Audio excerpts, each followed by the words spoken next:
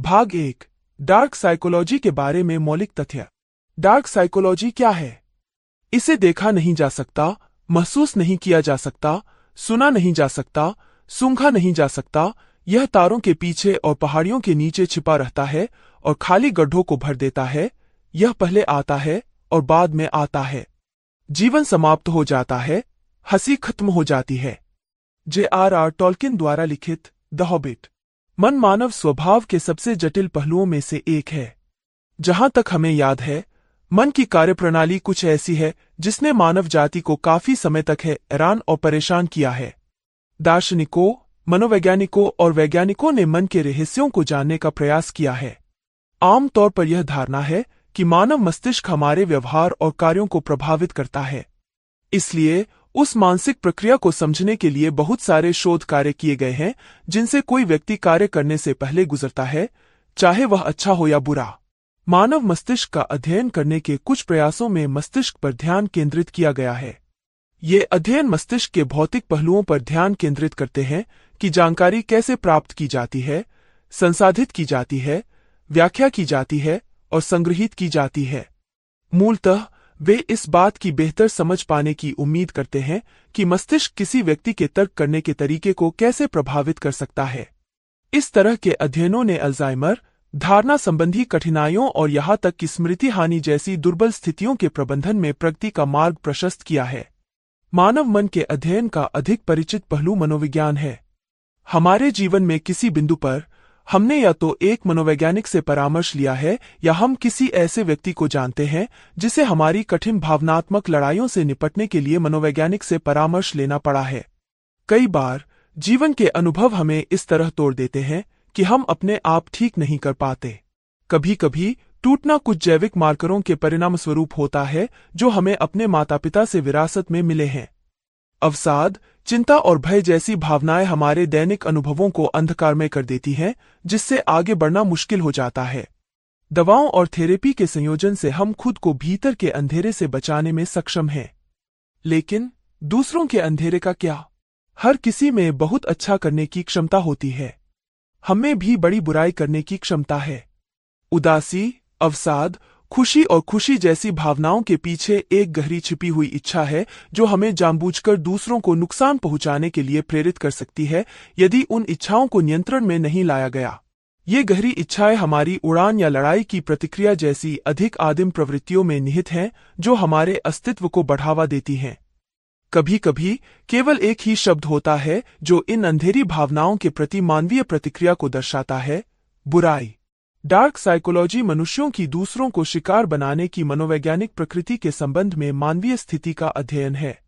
सामान्य शब्दों में, डार्क मनोविज्ञान मानव स्वभाव के उस पहलू की पड़ताल करता है जो हमें जानबूझकर ऐसे कार्य करने की अनुमति देता है जो हमारे साथी मनुष्यों को नुकसान पहुंचाते हैं। ध्यान रखें, इस संदर्भ में शिकार का उपयोग जरूरी नहीं कि किसी व्यक्ति को शारीरिक नुकसान पहुंचाए, हालांकि अंधेरे मनोविज्ञान की एक शाखा है जो पूरी तरह से इसके लिए समर्पित है। अगले अध्यायों में हम विषय की बेहतर समझ प्राप्त करने के लिए उन क्षेत्रों पर संक्षेप में बात करेंगे। फिल्मों या किताबों में आपने अंदर के अंधेरे की ओर इशारा करते हुए शब्द या वाक्यांश देखे होंगे। यहां तक कि कुछ सबसे प्रसिद्ध दार्शनिकों ने भी इसका संदर्भ दिया। ईसाइयों की श्रद्धेय पुस्तक इस बारे में बात करती है कि मनुष्य का हृदय अत्यंत दुष्ट है। हम सभी ने एक ऐसे व्यक्ति का सामना किया है जिसे हमने असाधारण रूप से शांत या सामाजिक परिवेश में आरक्षित बताया है। केवल उसी व्यक्ति ने इतना कुटिल कार्य किया कि हमें उस कार्य को इस व्यक्ति के साथ जोड़ना मुश्किल लगता है। कभी कभी हम वह व्यक्ति होते हैं। यह जितना आश्चर्यजनक लग सकता है, यह पूरी तरह चौंकाने वाला नहीं है। वे मामले बाहरी स्थितियों के प्रति उत्पन्न प्रतिक्रिया मात्र हैं। कहने को तो बर्तन हिल गया और नीचे छुपी गहरी भावनाएं उबलकर सतह पर आ गईं। आमतौर पर नियंत्रण लागू होने के बाद ये कम हो जाते हैं। यदि सही बटन दबाए जाएं तो हर किसी में थोड़ा शरारती या बिल्कुल दुष्ट होने की गुप्त प्रवृत्ति होती है। दूसरी ओर कुछ अन्य व्यक्ति इन अंधकारपूर्ण भावनाओं पर पूरी तरह नियंत्रण रखते हैं। वे उनका पालन पोषण करते हैं, उन्हें खाना खिलाते हैं और जब इससे उनका अपना उद्देश्य पूरा हो जाता है तो वे जानबूझकर उन्हें दूसरे व्यक्ति की कीमत पर छोड़ देते हैं। कभी कभी ये भावनाएं कम उम्र से ही विकसित हो जाती हैं। भाग 2। एक बच्चा सीखता है कि यदि वह एक निश्चित तरीके से रोता है तो उसके जीवन में वयस्क उसकी आज्ञा मानने के लिए दौड़ पड़ते हैं। यदि माता पिता बच्चे को इसकी गलतता के बारे में जल्दी से नहीं समझाते हैं तो बच्चा यह सोचकर बड़ा होता है कि उनके जीवन में लोगों को उनके आदेशों के अनुसार चलने के लिए प्रेरित किया जा सकता है। जैसे जैसे वे बड़े होंगे रोना एक हथियार बनना बंद हो जाएगा, लेकिन वे अपने चालाकी भरे तरीकों को जारी रखेंगे। जहां वे आंसुओं का उपयोग नहीं करते, वे अपने पीड़ितों को ब्लैकमेल करने के लिए भावनाओं का उपयोग करते हैं। तो जो एक मासूम बचकाने व्यवहार के रूप में शुरू हुआ वह नियंत्रण की एक गंभीर आवश्यकता बन जाता है। यह व्यक्ति अपने नियंत्रण के लिए जिस हद तक जाएगा वह उसके कार्यों की तीव्रता को परिभाषित करेगा। डार्क साइकोलॉजी इस तरह के व्यक्ति की विचार प्रक्रिया का अध्ययन करने के बारे में है।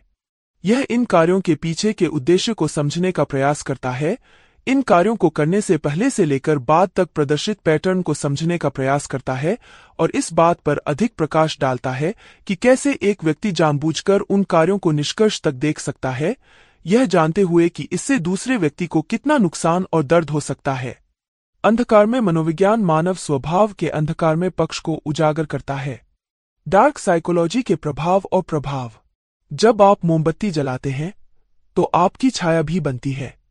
उर्सुला के ले गिनी द्वारा लिखित। डार्क साइकोलॉजी के बारे में अब हम जो थोड़ी सी समझ रखते हैं उसे देखते हुए हम जानते हैं कि कुछ सबसे चौंकाने वाले आपराधिक अपराध डार्क साइकोलॉजी से संबंधित कुछ व्यक्तित्व लक्षणों में निहित हैं। लेकिन यह एक व्यापक दुष्प्रभाव है। मैं इसे आपके और मेरे घर के करीब लाना चाहता हूं। यह अंधकार में मनोविज्ञान हमें कैसे प्रभावित करता है, यदि यह हमें बिल्कुल भी प्रभावित करता है। मैं आपको आश्वस्त कर सकता हूं कि इस प्रश्न में कोई अगर नहीं है और कुछ ही क्षणों में हम समझ जाएंगे कि कैसे अंधेरे मनोविज्ञान के प्रभाव अपराधी और पीड़ित दोनों द्वारा अनुभव किए जाते हैं। प्रभावों को जानने के लिए हमें अंधेरे मनोविज्ञान के कुछ तत्वों का पता लगाने की आवश्यकता है। जो लोग कुछ व्यक्तित्व लक्षण प्रदर्शित करते हैं जिन्हें अंधकार में माना जाता है, जैसे आत्ममुग्धता, मनोरोगी और मैकियावेलियनिज्म, उन्हें अपने रिश्तों के सभी पहलुओं में कठिनाइयों का अनुभव होने की संभावना होती है। यदि ये तीनों लक्षण एक ही व्यक्ति में मौजूद हों तो उनमें अपराध करने की प्रवृत्ति अधिक होती है। उल्लिखित 3 व्यक्तित्व लक्षणों में विशिष्ट विशेषताएं हैं जिन्हें उनके अंतर्गत समूहीकृत किया गया है। उदाहरण के लिए, आत्ममुग्धता की विशेषता अधिकार की भावना, श्रेष्ठता की भावना, दूसरों की सफलता के प्रति गहरी ईर्ष्या और शोषणकारी व्यवहार है। मनोरोगी में अपराधबोध की अनुपस्थिति, सहानुभूति की कमी, विनाशकारी आवेगी व्यवहार, अहंकेंद्रितता और जिम्मेदारी स्वीकार करने में असमर्थता कुछ विशेषताएं हैं। स्वार्थ, निर्ममता और चालाकीपूर्ण व्यवहार मैकियावेलियन गुणों के संकेतक हैं। अलग अलग ये लक्षण समस्याग्रस्त हैं, लेकिन एक साथ मिलकर ये परेशानी खड़ी कर सकते हैं, विशेषकर किसी व्यक्ति के दूसरों के साथ संबंध में। उदाहरण के लिए, कार्यस्थल में वह व्यक्ति एक ऑफिस में सबसे सामान्य कार्यों में भी खराब प्रदर्शन करना। 2 दूसरों के साथ मिल पाने में असमर्थता के कारण कार्यप्रवाह बाधित हो जाता है। 3 दूसरों द्वारा अत्यंत नापसंद किया जाएगा। 4 उनकी उतावलापन उन्हें ऐसे संदिग्ध निर्णय लेने के लिए प्रेरित करेगी जो नैतिक नहीं है। 5 यदि उन्हें प्रशासनिक क्षमता में रखा जाए तो उनके सफेदपोश अपराध करने की संभावना अधिक होती है। लेकिन ऐसा नहीं है कि सिर्फ उनके कामकाजी रिश्ते ही प्रभावित होते हैं। अपने व्यक्तिगत संबंधों में उन्हें निम्नलिखित समस्याओं का सामना करना पड़ता है। 1 ध्यान और मान्यता की उनकी निरंतर आवश्यकता उनके साथी के लिए थका देने वाली हो सकती है, जिसके परिणामस्वरूप रिश्तों की समाप्ति तिथियां तेज हो जाती हैं। 2 They resort to physical and emotional blackmails in order to manipulate their partners. 3 They tend to be either verbally, emotionally, or physically abusive with their partners or children. People who get into relationships with them pay a high emotional cost. If you have encountered a person whose relationships are characterized by these experiences, for the sake of your sanity and general well-being, steer clear of them. If on the other hand, you are the one who experiences this, seek the psychological help you need to get better. No matter how deep-rooted these problems are, you can improve your behavior and experiences with the right form of therapy. The first step is recognizing the situation for what it is, acknowledging that you have a problem and seeking help promptly. For the rest of us, dealing with people who have the traits I mentioned above leaves us emotionally and mentally drained. Sometimes, the effect can be physical and in extreme cases, fatal. The sweet neighbor whose terrible experience led me on this journey to writing this book lost everything physically. Her home, her business, her finances, but her loss was much deeper and greater than these. We didn't have a relationship with the perpetrator of the act, but we became victims as well. Our losses were not as monumental as hers, but we experienced loss too. For starters, we lost our sweet neighbor. She didn't die, but she never recovered from the experience. We lost our ability to trust strangers. Even our relationships with each other seem to require an additional layer of trust to thrive. The biggest impact of dark psychology on anyone is that it produces a strong sense of loss. We lose our valuables, we lose relationships, we lose ourselves. I will explain that in a bit, and for those who are extremely unfortunate, they lose their lives. All things considered, it is safe to say that the impact of this darkness is profound. According to experts, if a person exhibits one of the dark personality traits, there is a very high tendency that the person would exhibit the others. In general society, if the larger members of the society exhibit these traits, it is safe to say that the crime perpetration rates in that society would be significantly high. That is not to say that people living in cities or countries with higher crimes are more criminally inclined. There are other contributing factors to be considered. But the prospect cannot be entirely ruled out either. One thing that cannot be ruled out, though, is the ripple effect of actions directly related to or as a result of dark personality traits. There are certain destructive behaviors that turn victims into predators as well, and this cycle continue well into the future until someone plucks up the courage and takes the bold step to break free. Children from abusive homes, for instance, more often than not grow up to be abusers. In some cases, in their attempt to break away from their parental mold, they find themselves trapped in equally abusive relationships even if they are not the abusers themselves. It is almost as if they have a very strong gravitational pull towards the violent elements that characterize their childhood home. For some others, becoming victims can have such a tremendous impact on their psyche that it causes something inside of them to snap. I have read that the snapping can be temporary. In a brief moment, they lose all control over their primitive instincts and act purely on the strongest emotion that surfaces, which is usually anger. This condition is what causes some people to plead temporary insanity. But there are people who embrace the dark emotions that surface when they snap.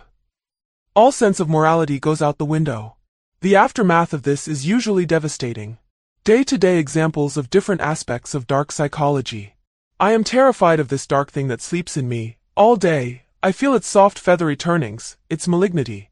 Written by Sylvia Plath, Ariel.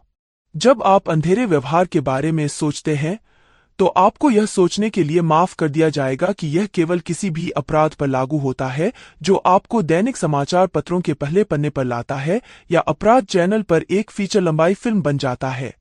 वास्तव में, इसमें बहुत सी ऐसी चीजें भी शामिल हैं जो आमतौर पर सामाजिक रूप से स्वीकार्य हो गई हैं। भले ही हम व्यक्तिगत रूप से ऐसे व्यवहार की निंदा न करें, हम इन गतिविधियों को अपने घरों, स्कूलों, कार्यालयों में देखते हैं और नवीन प्रौद्योगिकी की बदौलत अब हम इसे इंटरनेट पर देखते हैं। आपको एक स्पष्ट तस्वीर प्राप्त करने में मदद करने के लिए और उम्मीद है कि इस विषय की गहरी समझ होगी और आपको यह बताने के लिए कि ये कार्रवाइयां आपके घर के कितने करीब हैं। आपके साथ कुछ सबसे सनसनीखेज अपराध की कहानियों और प्रतीत होने वाली महत्वहीन कार्रवाइयों को साझा करने जा रहा हूं। भयानक अंत। Case study 1। समाचार। 14 वर्षीय लड़के की क्रूर हत्या।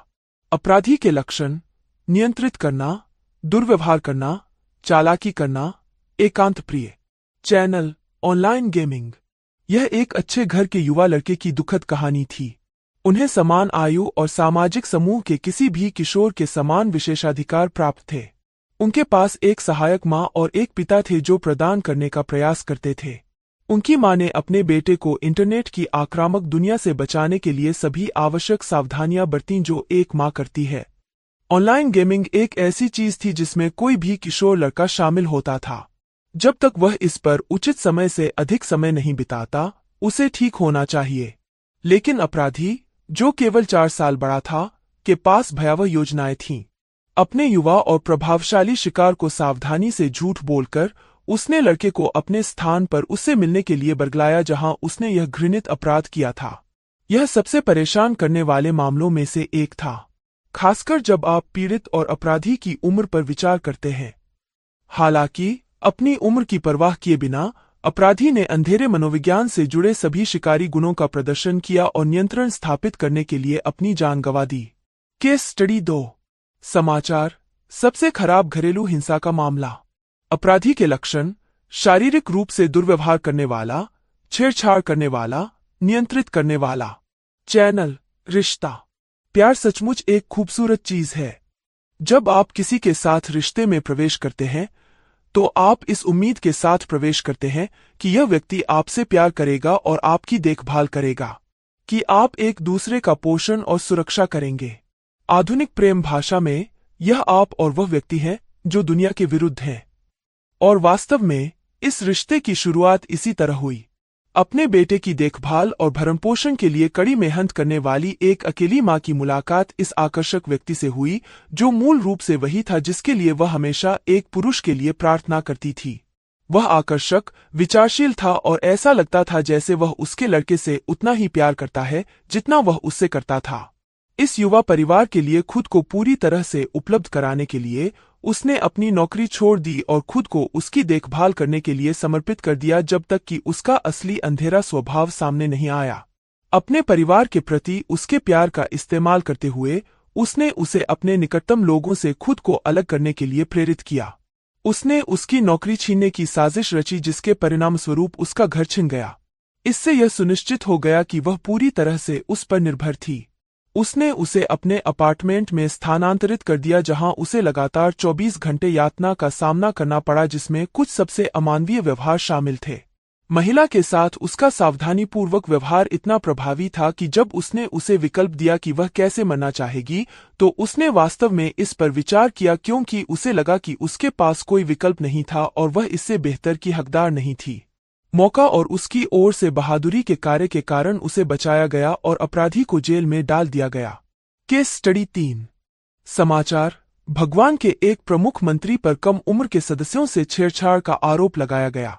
अपराधी के लक्षण: जोड़तोड़ करने वाला, नियंत्रित करने वाला, अहंकारी। चैनल। धर्म।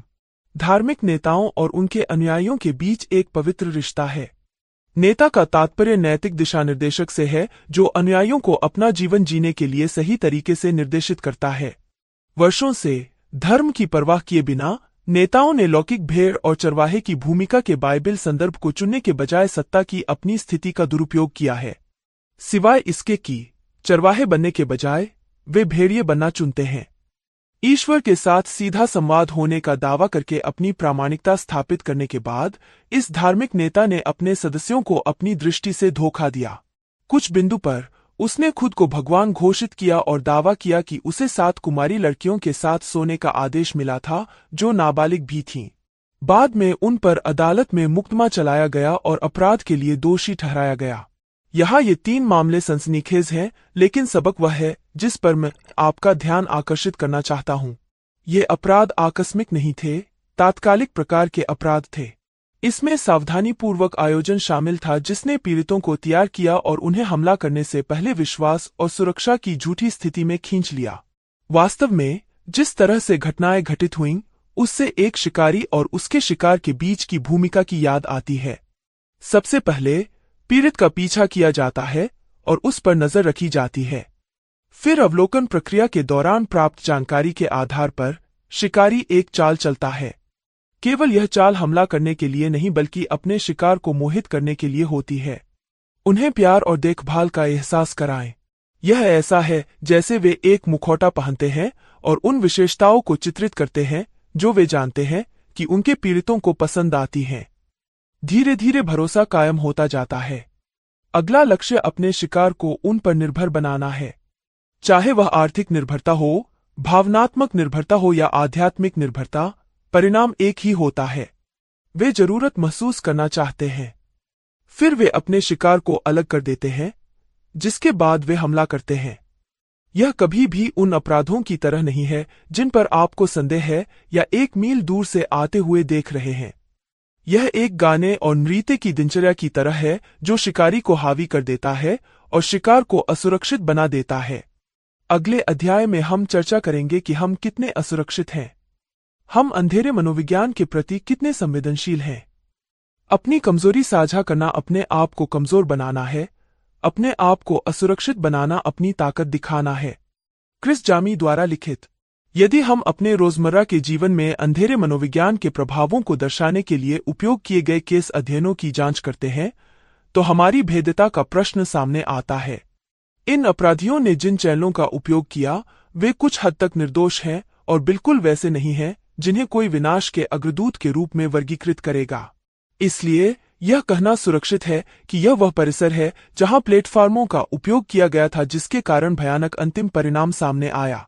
पहले मामले में आपके पास अपने साथियों के लिए गेमिंग चैट रूम में एक बच्चा है। खेल के प्रति उनका जुनून उन्हें वहां ले आया, लेकिन दोस्तों के साथ जुड़ने की उनकी जरूरत ने उनके निर्णयों को सूचित किया और शिकारी ने इसी जरूरत का फायदा उठाया। दूसरे मामले के अध्ययन में फिर से किसी के साथ अंतरंग स्तर पर जुड़ने की बुनियादी मानवीय आवश्यकता थी जिसका शिकार बनाया गया और उसकी वास्तविकता को बदलने के लिए पीड़िता की भावनाओं के साथ छेड़छाड़ की गई।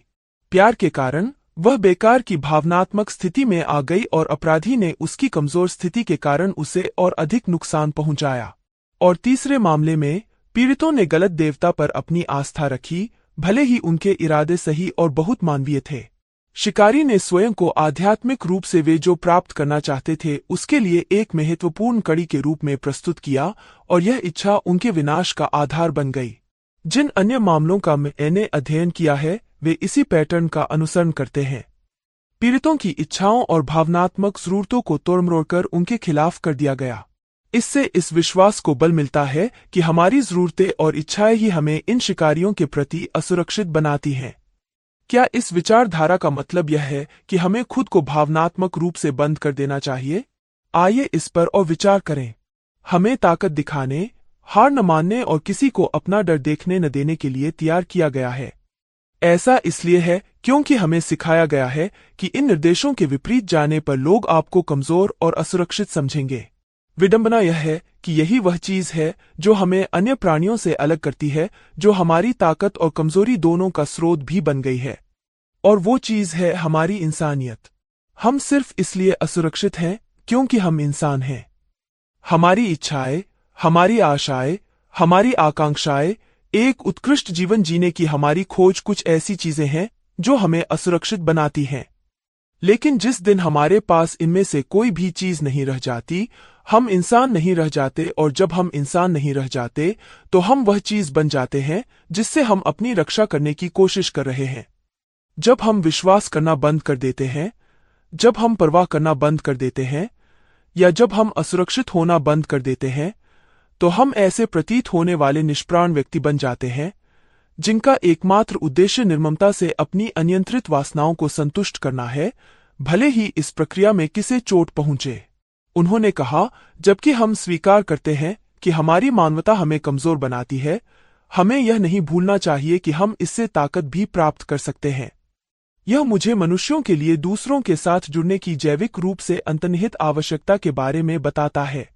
पहचानें कि यह आवश्यकता एक स्वस्थ भावनात्मक मानवीय आवश्यकता है। दूसरे इंसान के साथ संबंध के बिना हम ठीक से काम करने में असफल हो जाते हैं। वास्तव में मैंने एक अध्ययन के बारे में पढ़ा जहां परीक्षण विषयों को अलग किया गया और अध्ययन किया गया। अलगाव की छोटी अवधि ने चिंता के स्तर को बढ़ा दिया और उत्पादकता को प्रभावित किया। लंबे समय तक अलगाव के दुष्परिणाम बहुत बुरे थे। विषय उदास हो गए और उन्होंने खुद को लंबे समय तक अंधेरे विचारों पर विचार करते हुए पाया। उनका मानसिक स्वास्थ्य ही एकमात्र ऐसी चीज नहीं थी जिस पर असर पड़ा। शारीरिक रूप से उनकी नींद और खाने का पैटर्न बदल गया। उन्होंने समय का ध्यान खो दिया और धीरे धीरे वास्तविकता पर अपनी पकड़ खो दी। उन्हें आरंभिक व्यामोह का अनुभव होने लगा।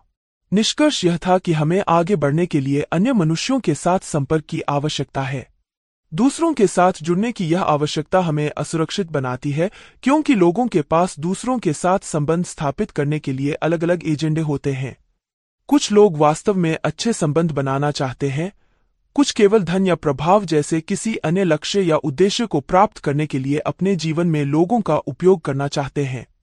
कुछ अन्य लोगों के लिए तो उनके इरादे और भी भयावह हैं। मानव एजेंडे के इस चक्रव्यूह से निकलने का रहस्य ज्ञान है। एक समय था जब अज्ञानता आनंद है, कहावत को कई हलकों में ज्ञान के साथ आने वाली जिम्मेदारी के बोझ पर जोर देने के मंत्र के रूप में प्रचारित किया जाता था। मैं आपको आश्वस्त कर सकता हूं कि अज्ञानता के लिए आप जो कीमत चुकाते हैं वह ज्ञान द्वारा लाए गए बोझ से कहीं अधिक है। और यदि आप अंधेरे मनोविज्ञान के आकर्षक प्रभावों के खिलाफ इस मानसिक युद्ध को जीतना चाहते हैं, तो आपको ज्ञान और आप जो करते हैं उसमें ज्ञान के सही अनुप्रयोग की आवश्यकता है। भावनाओं को छोड़ देना एक आदर्श समाधान प्रतीत हो सकता है, लेकिन ऐसे मामले दर्ज हैं जहां इसका उल्टा असर हुआ और इससे भी अधिक नुकसान हुआ। अविश्वासी होने और एकांतप्रिय बनने से पीड़ित एक खतरनाक शिकारी हमले के प्रति और भी अधिक असुरक्षित और संवेदनशील हो गए। इसलिए दूसरों के साथ संबंध बनाने के अवसरों को बंद करने के बजाय आपको खुले रहना चाहिए, लेकिन जब आपकी जरूरतों और भावनाओं की बात आती है तो सतर्क रहना चाहिए। ऐसे मामलों से भी अवगत हूं जहां पीड़ित की भावनात्मक जरूरतें उनकी तर्कसंगत सोच पर हावी हो गईं, और यही बात उन्हें नुकसान पहुंचाती है। हमारी भावनाएं एक नेविगेशन प्रणाली के रूप में कार्य कर सकती हैं जो आपको आपकी आवश्यकताओं के लिए मार्गदर्शन करती है, और कुछ भावनाएं हैं जो वास्तव में उन खतरों के खिलाफ आपकी जैविक सुरक्षा के रूप में कार्य करती हैं जिनके बारे में हम बात कर रहे हैं। और जैसे जैसे हम विषय का विस्तार से पता लगाएंगे, आप समझ जाएंगे कि वे भावनाएं क्या हैं, साथ ही उन भावनाओं को पहचानने के लिए खुद को कैसे प्रशिक्षित करें। तब तक यदि आप इस अध्याय से कुछ भी दूर ले जा रहे हैं, तो यह ज्ञान होना चाहिए कि हाँ, आप असुरक्षित हैं, लेकिन उन कमजोरियों को स्वीकार करके और उन्हें अपनाकर आप अपनी सबसे बड़ी कमजोरियों को अपनी सबसे बड़ी ताकत में बदल सकते हैं। भाग 2, डार्क साइकोलॉजी, हेरफेर का विश्लेषण। अच्छे इरादे से किया गया हेरफेर एक आशीर्वाद हो सकता है, लेकिन जब इसका उपयोग दुष्टतापूर्वक किया जाता है तो यह एक जादूगर की कर्म विपत्ति की शुरुआत है। T.F. हॉज द्वारा लिखित। स्पष्ट शब्दों में, किसी को हेरफेर करने का अर्थ उस व्यक्ति को चतुराई से या बेईमानी से नियंत्रित करना या प्रभावित करना है। यह पसंद है या नहीं, हम सभी ने वांछनीय परिणाम के लिए किसी व्यक्ति या स्थिति में हेरफेर किया है। सुनने में अटपटा लगता है, लेकिन मुझे अपने शरारती बचपन की एक कहानी सुनाकर माहौल हल्का करने दीजिए। एक बच्चे के रूप में जब मैं स्कूल नहीं जाना चाहता था तो मेरी आदत थी कि मैं आसानी से बीमार पड़ जाता था। शुरुआत में जब भी ऐसा होता था तो मेरे माता पिता मुझ पर चिढ़ते थे। क्लिनिक की 2 आपातकालीन यात्राओं के बाद मेरी मां को मेरी हरकतों पर संदेह हुआ। उसके बाद अगले कुछ समय में मुझे क्लिनिक नहीं ले जाया गया, लेकिन मुझे घर पर ही रहने की अनुमति दी गई। मेरे पेट संबंधी एपिसोड के दौरान मेरे दोस्तों ने मुझे उत्साहपूर्वक फोन करके बताया कि एक स्थानीय अभिनेता स्कूल में मिलने आ रहा है। मैं अपनी मां के पास वापस स्कूल ले जाने की भीख मांगते हुए भागा और यह भूल गया कि मेरे पेट में असहनीय दर्द है। मेरी मां ने मुझसे कहा कि वह कोई जोखिम नहीं उठाना चाहती और मुझे वहीं रुकना है। किसी भी तरह की भीख या विनती उसके मन को नहीं बदल सकती थी, यहां तक कि तब भी नहीं जब मैंने स्वीकार किया कि मैंने पेट दर्द का बहाना किया था। जब मैं अगले दिन स्कूल पहुंचा तो मैं ईर्ष्या से भर गया जब मेरे दोस्तों ने मुझे वे सभी अच्छी चीजें दिखाईं जो मिस्टर एक्टर उनके लिए लाए थे। इतना कहना काफी होगा कि मैंने स्कूल से निकलने के लिए कभी बीमारी का नाटक नहीं किया। जब उन चीजों की बात आती है जो हम किसी स्थिति में हेरफेर करने के लिए करते हैं, तो यह कहानी कई कहानियों में से एक है। अभी भी ऐसे कई वयस्कों को जानता हूं जो काम से एक दिन की छुट्टी पाने के लिए सर्दी का बहाना करते हैं। यह पूरी तरह से बुरा नहीं है क्या? कभी कभी हमें ऐसे विकल्प चुनने में हेरफेर किया जाता है जो हमारे लिए फायदेमंद होते हैं। एक दोस्त आपको दौड़ने के जूतों की एक अच्छी जोड़ी और स्थानीय जिम की 1 महीने की सदस्यता देता है। आप जानते हैं कि वे चाहते हैं कि आप फिटनेस विभाग में आगे बढ़े। क्या आप कभी किसी दोस्त के साथ लंच डेट पर केवल संभावित डेट के लिए और अचानक किसी आपात स्थिति निश्चित रूप से आपके दोस्त के लिए आए हैं? मैं वहां जा चुका हूं। दिलचस्प बात यह है कि जब हमें खतरा महसूस होता है तो उस अप्रिय स्थिति से बाहर निकलने के लिए हम जो तकनीक अपनाते हैं उनमें से एक हेरफेर भी है। कहने का तात्पर्य यह है कि जोड़तोड़ की कला हमारे स्वभाव का हिस्सा है। हालांकि जब मनोवैज्ञानिक हेरफेर की बात आती है तो चीजें अधिक गंभीर और भयावह हो जाती हैं।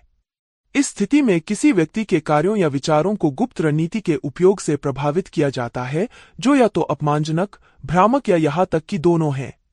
इस संदर्भ में जिस व्यक्ति के साथ छेड़छाड़ की जा रही है उसे चालाकी करने वाले की इच्छा को स्वीकार करने या अस्वीकार करने का विकल्प नहीं दिया जाता है, उन्हें बस अनुपालन के लिए बाध्य किया जाता है। जोड़तोड़ करने वालों के पास जो कुछ भी करते हैं उसे करने के अपने कारण होते हैं। कभी कभी यह उस काल्पनिक सैनिक की तरह वित्तीय लाभ प्राप्त करने जैसा बुनियादी काम होता है जिसने मेरे पड़ोसी से उसकी जीवन भर की सारी बचत ठग ली। कार्यस्थल में ये लोग अपने निजी एजेंडे को आगे बढ़ाने के लिए प्रतिबद्ध हैं, भले ही इसका मतलब एक दूसरे के खिलाफ कुछ लोगों का सिर फोड़ना हो। उनका सिद्धांत बहुत सरल है, यदि आप इसे चाहते हैं तो आपको आगे बढ़ना होगा और इसे लेना होगा। रिश्तों में यह आमतौर पर शक्ति प्राप्त करने और नियंत्रण में रहने के बारे में है। प्रभारी होने की आवश्यकता उनके हर काम को बढ़ावा देती है और कभी कभी इसे प्राप्त करने के लिए वे किसी भी हद तक जा सकते हैं। और फिर आपके पास मनोरंजन प्रयोजनों के लिए लोगों को हेरफेर करने का शौक है। वे बस ऊब गए हैं और वे समय बिताने के लिए अपने जोड़तोड़ वाले खेलों का उपयोग करते हैं। यह कच्चा और विभत्स है, लेकिन यह उनके सोचने का तरीका ही है। जोड़तोड़ करने वालों द्वारा अपनाई जाने वाली सबसे आम रणनीति में से एक झूठ बोलना है। एक मास्टर चालाक धोखे की कला में कुशल होता है। वे बड़ी बड़ी कहानियां पेश करने में माहिर हैं जिनका सच्चाई से कोई वास्तविक संबंध नहीं होता, या फिर वे छल का सहारा लेते हैं और भूलकर झूठ बोलते हैं। कुछ लोग झूठ बोलने में इतने अच्छे होते हैं कि जब तक बहुत देर नहीं हो जाती तब तक आपको उनके झूठ का एहसास ही नहीं होता। जोड़तोड़ करने वालों द्वारा अपनाई जाने वाली एक और रणनीति अपराधबोध को कम करना और शर्मिंदा करना है।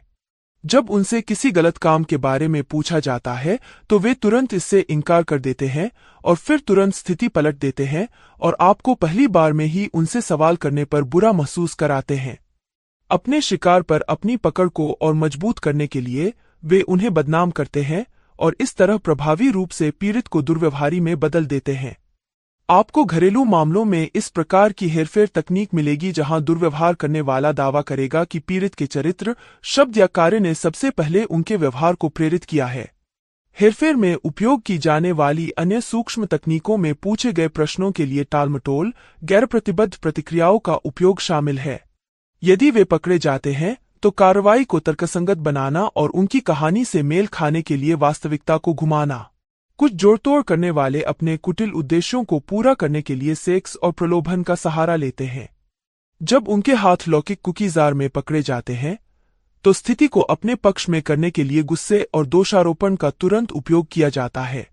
हालांकि जोड़तोड़ करने वाले अपने शिकार के चयन में हमेशा यादृच्छिक नहीं होते हैं। उनके पीड़ितों में विशिष्ट गुण होते हैं जो उन्हें आकर्षित करते हैं, और कुछ कमजोरियां भी जोड़तोड़ करने वाले के लिए अपने अपराधों को अंजाम देना आसान बना देती हैं।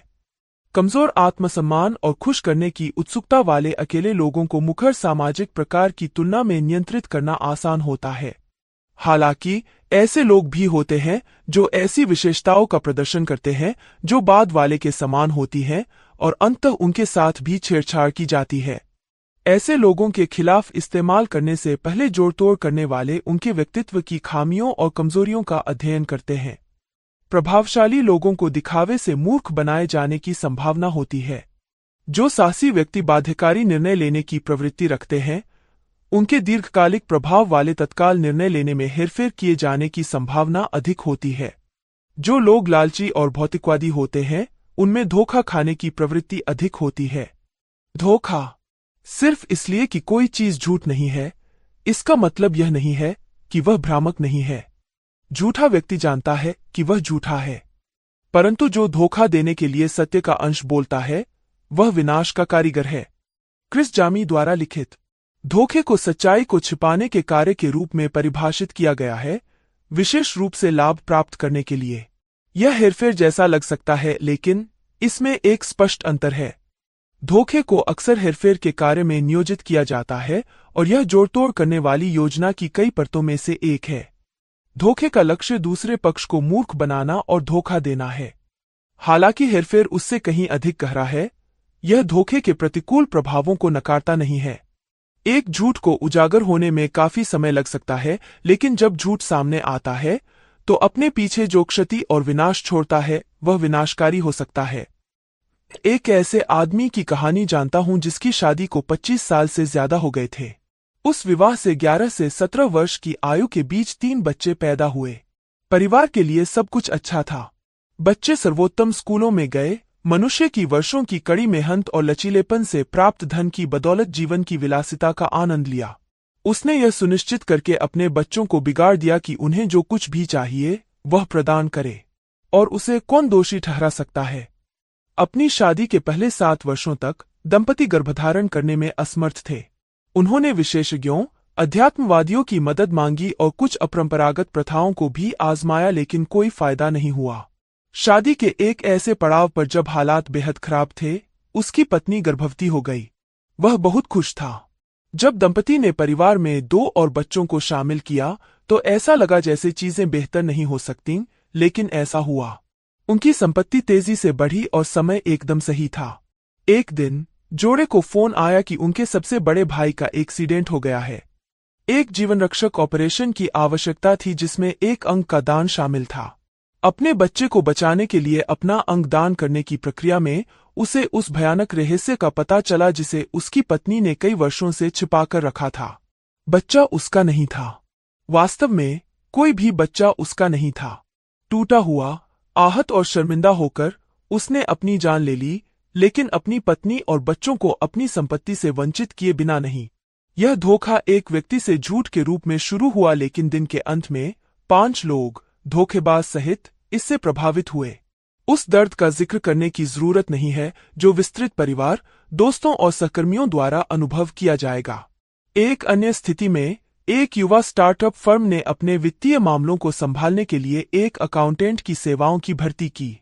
स्टार्टअप के मालिक को जल्द ही इस युवा अकाउंटेंट से प्यार हो गया।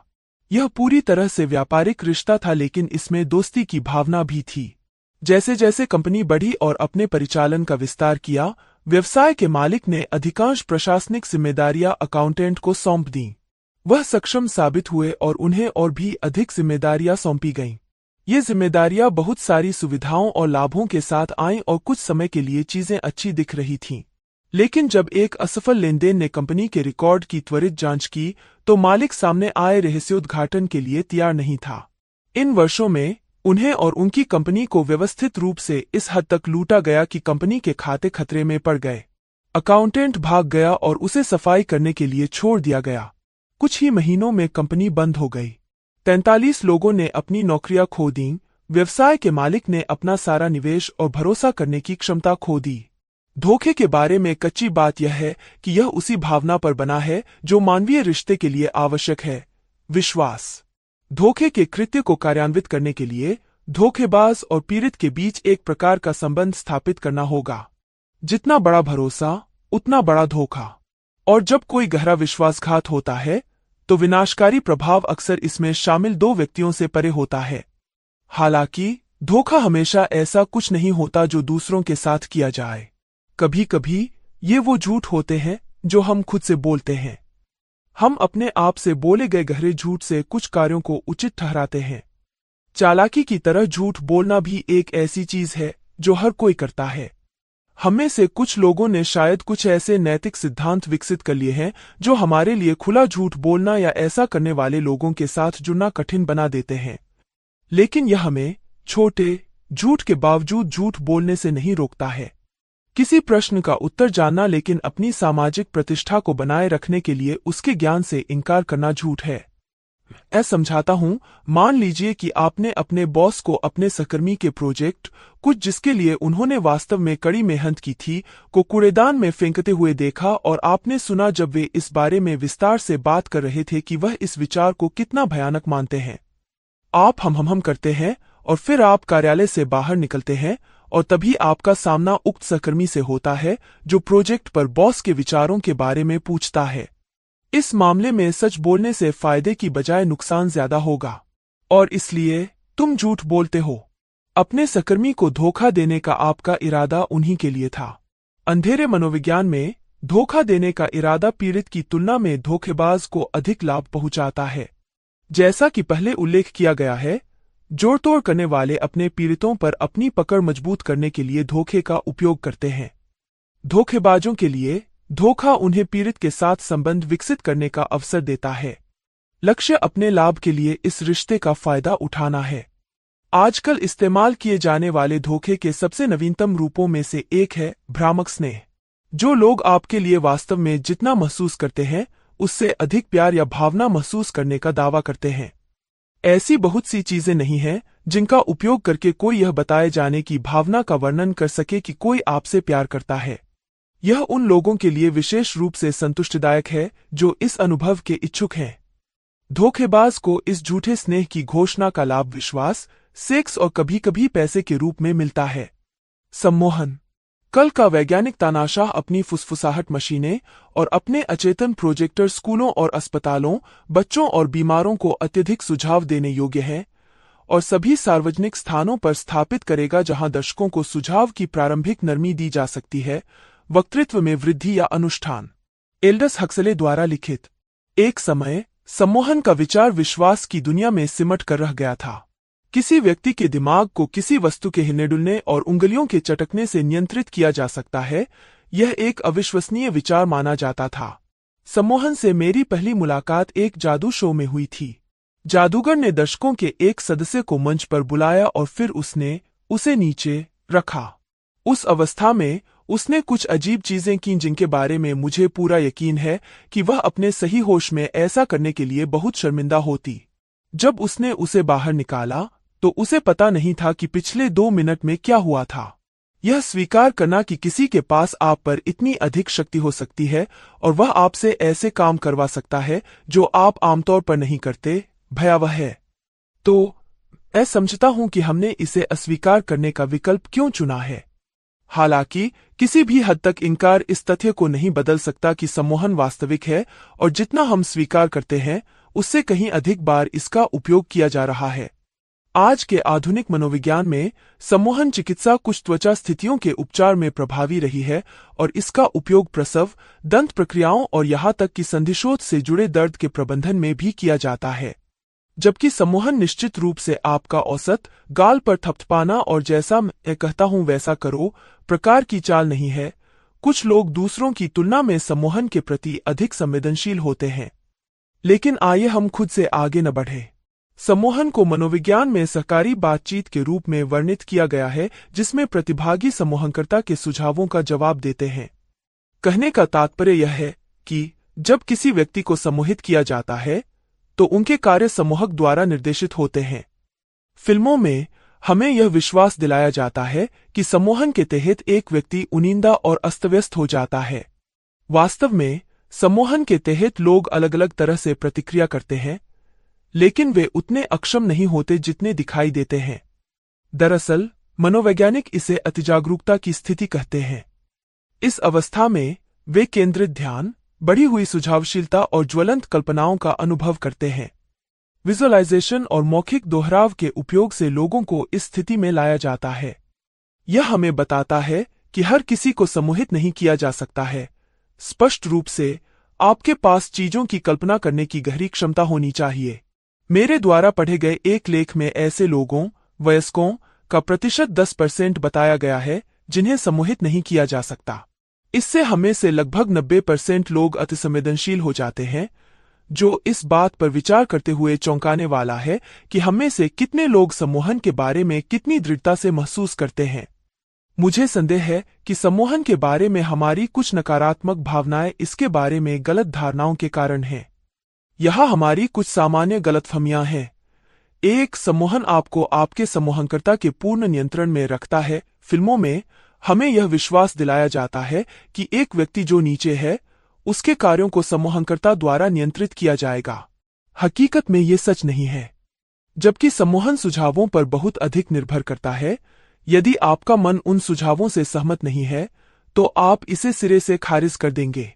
तो नहीं, आप 4 पैरों पर रेंगते हुए और गाय की तरह रंभाते हुए नहीं चलेंगे, तब तक नहीं जब तक आप न चाहें। 2, आप सम्मोहन से बाहर निकलने में सक्षम नहीं हो सकते हैं।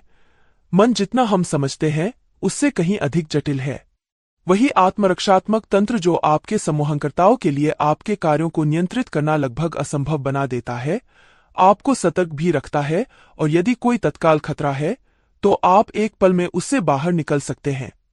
3. सम्मोहन एक प्रकार का काला जादू या आध्यात्मिक घटना है। आपको निराश करने के लिए क्षमा करें, लेकिन यह शुद्ध विज्ञान है। यह सिगमंड फ्रायड जैसे प्रसिद्ध मनोवैज्ञानिकों के शोध कार्य पर आधारित है। इसकी एक विधि और प्रक्रिया है, और इसमें लकड़ी की गुड़िया और लाल मोमबत्तियों की आवश्यकता नहीं है। बस आपकी सहमति की आवश्यकता है। 4.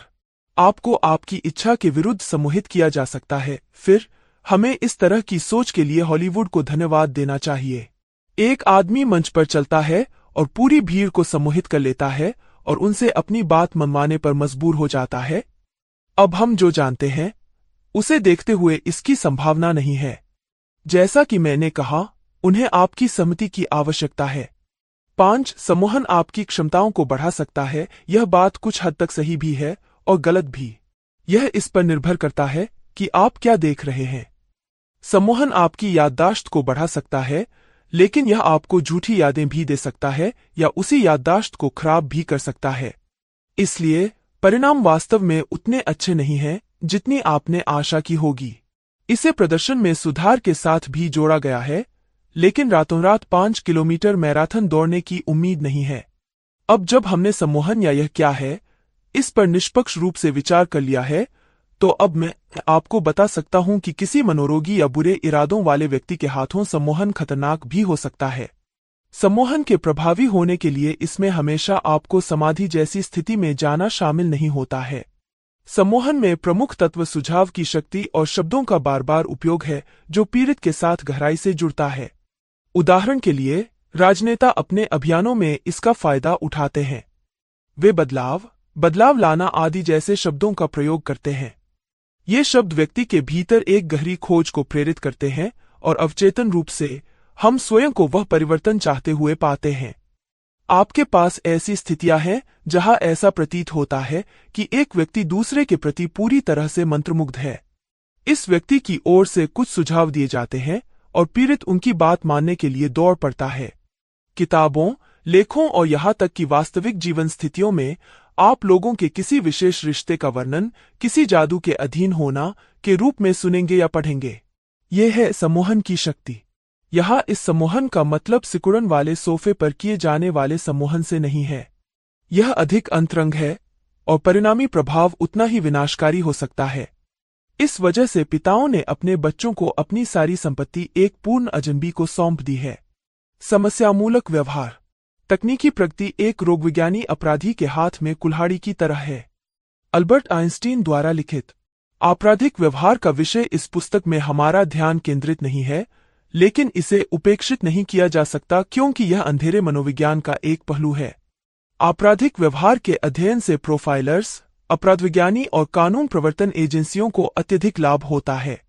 मनोविज्ञान में आपराधिक व्यवहार शब्द को अक्सर इधर उधर नहीं उछाला जाता है, क्योंकि यह आम सहमति है कि अपराध एक व्यवहार है और अपराध में शामिल होने से जरूरी नहीं कि कोई व्यक्ति अपराधी बन जाए।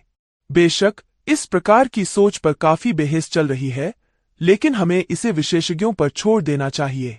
यहाँ हमारा ध्यान उन तत्वों पर है जो किसी व्यक्ति को अपराध करने पर मजबूर करते हैं। विशेष रूप से मैं चाहता हूं कि हम यह पता लगाएं कि लोग दूसरों को चोट पहुंचाने के लिए अंधेरे मनोविज्ञान का उपयोग क्यों करते हैं। यह चोट शारीरिक या भावनात्मक हो सकती है, लेकिन इससे पहले कि हम इसमें आगे बढ़े, मुझे आपका ध्यान यहाँ एक महत्वपूर्ण चीज की ओर दिलाना चाहिए। कुछ लोग चीजें सिर्फ इसलिए करते हैं क्योंकि वे ऐसा कर सकते हैं, इसलिए नहीं कि वे बचपन की किसी चोट, किसी ऐसे अपराध का प्रतिशोध लेने की आवश्यकता से प्रेरित थे जो आपने किया हो या न किया हो। वे ऐसा सिर्फ इसलिए करते हैं क्योंकि वे ऐसा कर सकते हैं। मनुष्य होने के नाते इसका कारण समझने का प्रयास करना हमारे स्वभाव में है। हम यह मानने के बजाय कि हम केवल यादृच्छिक कृत्यों के शिकार हैं, अपनी स्थिति को समझना चाहते हैं। लेकिन हमें यह स्वीकार करने के लिए भी तैयार रहना चाहिए कि कभी कभी स्थिति वास्तव में वैसी ही होती है जैसी दिखती है। एक व्यक्ति दूसरों को चोट पहुंचाने की अपनी व्यक्तिगत इच्छा से प्रेरित होता है। यदि आपने इस तरह के प्रश्नों के उत्तर ढूंढने के लिए यह पुस्तक खरीदी है, तो आपको स्वयं को इस संभावना के प्रति भी खुला रखना चाहिए कि यह व्यक्ति बिल्कुल दुष्ट था। किसी व्यक्ति द्वारा एक निश्चित प्रकार का अपराध करने के लिए आमतौर पर कुछ विशेषताएं प्रदर्शित होती हैं जो इंगित करती हैं कि यह व्यक्ति ऐसा करने में सक्षम हो सकता है। यह किसी पुस्तक को उसके आवरण से आंकने से कहीं आगे है, क्योंकि विपुल अपराधी अक्सर भेष बदलने में माहिर होते हैं। वे आपको निर्वस्त्र करने से ठीक पहले आपको मोहित कर लेते हैं। हमारे रोजमर्रा के जीवन में ये लोग आपके सर्वोत्तम हितों को दिल में रखने का दिखावा करके खुद को हम में से एक के रूप में छिपाते हैं। हेरफेर, धोखे और सम्मोहन के बारे में अब हम जो जानते हैं, उसे देखते हुए हम जानते हैं कि शिकारी हमेशा अजनबी नहीं होते हैं। तो आप उन चीजों को कैसे पहचान सकते हैं जो आपको लोगों के साथ संबंध बनाने में बेहतर विकल्प चुनने में मदद करती हैं? इस अध्याय के लिए HR लक्षणों पर चर्चा करने जा रहा हूं। जैसे जैसे हम गहराई में जाएंगे, हम इन लक्षणों के बारे में और अधिक विस्तार से पता लगाएंगे। एक परिवार और दोस्त, आप यह कहावत जानते हैं, मुझे अपने दोस्त दिखाओ और मैं तुम्हें बताऊंगा कि तुम कौन हो। अपने अलावा उन मंडलियों की जांच करें जिनमें यह व्यक्ति रहता है। क्या वे एक घनिष्ठ परिवार से आते हैं? उनका अपने परिवार के साथ कैसा रिश्ता है? क्या आप उनके दोस्तों से मिले हैं? यदि इस व्यक्ति का कोई मित्र नहीं है, तो यह खतरे का संकेत हो सकता है। 2. इतिहास हमें यह विचार पसंद है कि किसी व्यक्ति को पूरी तरह से सुधार दिया जाए और ईमानदारी से कहें तो ऐसा होता है। हालांकि आपको इस तथ्य को नजरअंदाज नहीं करना चाहिए कि खराब इतिहास वाले व्यक्ति में बार बार अपराधी बनने की प्रवृत्ति अधिक होती है। यदि वह व्यक्ति अपने पिछले रिश्ते में अपमानजनक था, तो संभावना है कि वह आपके साथ भी वैसा ही होगा। तब तक नहीं जब तक कि उनका उपचार न हो चुका हो या सक्रिय रूप से चल रहा हो। 3. नियंत्रण में समस्याएं। जिन लोगों में खुद को उकसाने वाली स्थितियों में नियंत्रित करने की क्षमता नहीं होती, उनमें दूसरों को नुकसान पहुंचाने की प्रवृत्ति होती है। उसी तरह जिन लोगों को नियंत्रण छोड़ने में समस्या होती है, उनमें यह आदत होती है कि जब वे नियंत्रण खो देते हैं तो निकटतम पीड़ित पर झपट पड़ते हैं और उस पर भड़क उठते हैं, और वह व्यक्ति आप भी हो सकते हैं। 4. असामाजिक मूल्य। सामाजिक परिवेश में दूसरों के साथ उनकी बातचीत पर नजर रखें। जो लोग आमतौर पर सभी को नापसंद होते हैं, वे लाल झंडे वाले होते हैं। यह जरूरी नहीं है कि वे सभी को पसंद आएं, लेकिन अगर वह व्यक्ति आमतौर पर अप्रिय, असभ्य और लोगों से घुलने मिलने में खराब है, तो आपके लिए समस्या खड़ी हो सकती है। 5. मादक द्रव्यों का सेवन। किसी भी प्रकार की दवा या शराब पर निर्भरता एक स्पष्ट संकेतक है कि यह व्यक्ति कुछ मुद्दों से जूझ रहा है। मादक द्रव्यों का दुरुपयोग उनकी उचित रूप से तर्क करने और ठोस निर्णय लेने की क्षमता को खत्म कर देता है। एक व्यक्ति जो नशीली दवाओं या शराब का दुरुपयोग करता है, वह आपके रिश्ते को अपने जीवन में प्राथमिकता के रूप में मानने की स्थिति में नहीं हो सकता है, और जब तक उनके पास उस जीवनशैली का समर्थन करने का कोई तरीका नहीं है, तब तक आपको प्रत्यक्ष या अप्रत्यक्ष रूप से इसके लिए भुगतान करना पड़ सकता है। इससे वर्षों तक दुर्व्यवहार और उपेक्षा हो सकती है। ये उन लोगों में आपराधिक तत्वों की ओर संकेत मात्र हैं जिनसे हम जुड़े हुए हैं। जैसा कि सभी मानवीय चीजों में होता है, अपवाद भी होते हैं और परिवर्तनशील भी होते हैं। लेकिन सबसे बड़ी गलती जो आप कर सकते हैं, वह है निश्चित संकेतकों को देखना और फिर उन्हें तर्कसंगत बनाना। हमारी प्रवृत्ति दूसरों के लिए बहाने बनाने की होती है। पहली बात जो हम तुरंत अपने आप को बताते हैं, वह यह है कि कोई भी व्यक्ति पूर्ण नहीं होता है, लेकिन वह विचारधारा हमें शीघ्र ही संकट में डाल सकती है। स्वयं को शिक्षित करें, जागरूक रहें और फिर सोच समझकर निर्णय लें। ये इस बात की गारंटी नहीं देते कि आप इस प्रकार के लोगों को आपको चोट पहुंचाने और आपका फायदा उठाने से रोक पाएंगे, लेकिन अगर आप अज्ञानता की जगह से काम कर रहे हैं, तो आप उनसे खुद को 100% बेहतर तरीके से बचाने में सक्षम हैं। हमें से कुछ लोग स्वाभाविक रूप से अपने जीवन में लोगों को ठीक करना चाहते हैं। हम किसी ऐसे व्यक्ति को देखते हैं जो स्पष्ट रूप से टूटा हुआ है और सोचते हैं कि अगर हम उनसे बहुत प्यार करते हैं, तो हम उन्हें जिस भी चट्टान पर हैं, उससे वापस ला सकते हैं और एक खुशहाल जीवन की अपनी यात्रा शुरू कर सकते हैं। अपने व्यक्तिगत अनुभवों के साथ साथ दूसरों के साझा अनुभव से मैं आपको विश्वास के साथ बता सकता हूं कि यह काम करने की अत्यधिक संभावना नहीं है। सबसे अच्छी स्थिति यह है कि आप टूट जाते हैं और अपने जीवन का एक बेहतर हिस्सा उस चीज से उबरने में बिताते हैं जिसे आप पहले आसानी से दूर कर सकते थे। विपरीत मानसिकता।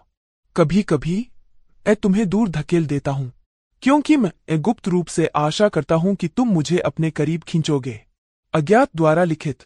रिवर्स मनोविज्ञान हेरफेर का एक अधिक परिष्कृत रूप है। तकनीकी रूप से इसे एक ऐसी तकनीक के रूप में परिभाषित किया गया है जिसमें किसी ऐसे विश्वास या व्यवहार का दावा शामिल है जो वांछित के विपरीत है, इस उम्मीद के साथ कि यह दृष्टिकोण अनुनय के विषय को वह करने के लिए प्रोत्साहित करेगा जो वास्तव में वांछित है। रिवर्स साइकोलॉजी और हेरफेर के बीच मुख्य अंतर यह है कि जिस व्यक्ति को हेरफेर किया जा रहा है उसे पसंद का भ्रम दिया जाता है। उन्हें यह विश्वास दिलाया जाता है कि वे वास्तव में वही करने का विकल्प चुन रहे हैं जो वे चाहते हैं, लेकिन वास्तव में उन्हें चालाकी से वही करने के लिए मजबूर किया गया है जो जोड़तोड़ करने वाला चाहता है। जब आप उस विचार प्रक्रिया के बारे में सोचते हैं जो इसे तब तक दूर करने में लगती है जब तक आप खुद को पीड़ित के समान स्थिति में नहीं पाते, तब तक यह बहुत साफ सुथरा होता है। रिवर्स साइकोलॉजी एक ऐसी तकनीक है जिसका उपयोग आमतौर पर माता-पिता अपने बच्चों के पालन-पोषण में करते हैं। यह उन बच्चों पर अच्छा काम करता है जिन्हें अधिकार के प्रति प्रतिरोधी माना जाता है। सतह पर यह निर्दोष प्रतीत होता है और इससे बच्चे या उनके मानस को कोई स्पष्ट नुकसान नहीं होता है, लेकिन यह भी ज्ञात है कि इसका उल्टा असर भी हो सकता है। अपनी दिन प्रतिदिन की गतिविधियों में हम दूसरों के साथ अपने संबंधों में विपरीत मनोविज्ञान का उपयोग करते हैं और यह हमेशा दुर्भावनापूर्ण इरादे से पैदा नहीं होता है। एक वेडिंग प्लानर और उसके ग्राहक का उपयोग करके एक उदाहरण देता हूं। मान लीजिए कि यह ग्राहक अपनी शादी के दिन उपयोग किए जाने वाले रंगों के चयन को लेकर पूरी तरह तैयार है। इसमें कुछ भी गलत नहीं है, सिवाय इसके कि जिन रंगों की बात की जा रही है वे पूरी तरह से भड़कीले और अजीब लगते हैं, खासकर जब शादी के लिए विदेशी स्थल और आमंत्रित प्रतिष्ठित मेहमानों के साथ तुलना की जाती है। जाहिर है, वेडिंग प्लानर ग्राहक को यह नहीं बता सकता कि उनकी रंग पसंद बहुत बेकार है। इसके बजाय वह जो करता है वह ग्राहक से सहमत होता है और फिर विनम्रता से एक कहानी सुनाता है जिसमें संकेत मिलता है कि एक बहुत ही महत्वपूर्ण अतिथि, जिसे इस शादी के लिए भी आमंत्रित किया गया है, ने एक समान रंग के कारण पिछले कार्यक्रम को रद्द कर दिया था, लेकिन फिर तुरंत जोड़ता है कि वह निश्चित है वे इसे किसी भी तरह से दूर कर सकते हैं। इससे क्लाइंट को विराम मिलता है। वे अपनी पसंद पर पुनर्विचार करते हैं और देखते ही देखते योजनाकार को सबसे पहले वही मिलता है जो वह चाहता है। विपणक उपभोक्ताओं को अपने उत्पाद बेचने में भी इस तकनीक का उपयोग करते हैं। वे कुछ निर्णयों पर अपने उपभोक्ता बाजार से सहमत होते हैं और उनके समझौते को स्वीकार करते हुए वे अपने ग्राहकों को उनकी सेवाओं को खरीदने के लिए मनाने में सक्षम होते हैं। लेकिन रिवर्स मनोविज्ञान का उपयोग करने के लिए केवल माता-पिता और व्यवसाय के मालिक ही दोषी नहीं हैं। हम डेटिंग में भी इस तकनीक का उपयोग करते हैं। अधिकांश संबंध विशेषज्ञ आपको बताएंगे कि हम वह चाहने के लिए बाध्य हैं जो हमारे पास नहीं है। इसलिए किसी व्यक्ति को अपने जैसा बनाने के लिए या आपको और अधिक चाहने के लिए आप स्वयं को उनके लिए अनुपलब्ध बना देते हैं। यह सचमुच एक विरोधाभास है। विपरीत मनोविज्ञान के हर रूप की तरह यह उल्टा भी पड़ सकता है। पाने के लिए कड़ी मेहनत करना एक आदमी की शिकार प्रवृत्ति को आकर्षित कर सकता है, लेकिन जब तक आप हमेशा के लिए मायावी बने रहने की योजना नहीं बनाते, आपको दौड़ना बंद करना होगा। जब आप रुकते हैं तो शिकारी पीछे हट जाता है और फिर आपके सामने गतिरोध पैदा हो जाता है। भाग 3। हमारे जीवन में प्रमुख क्षेत्र जो हमें प्रेम और संबंधों को अंधेरे मनोविज्ञान के प्रति संवेदनशील बनाते हैं। जो लोग प्रेम की खोज में निकलते हैं वे केवल अपनी प्रेमहीनता ही प्रकट करते हैं, और प्रेमहीन को कभी प्रेम नहीं मिलता।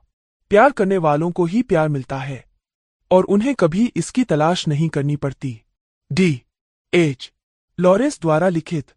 अब जब हमने अंधेरे मनोविज्ञान के भयानक हिस्से को दूर कर लिया है तो आइए हम चीजों को घर के करीब लाएं, क्योंकि आइए इसका सामना करें।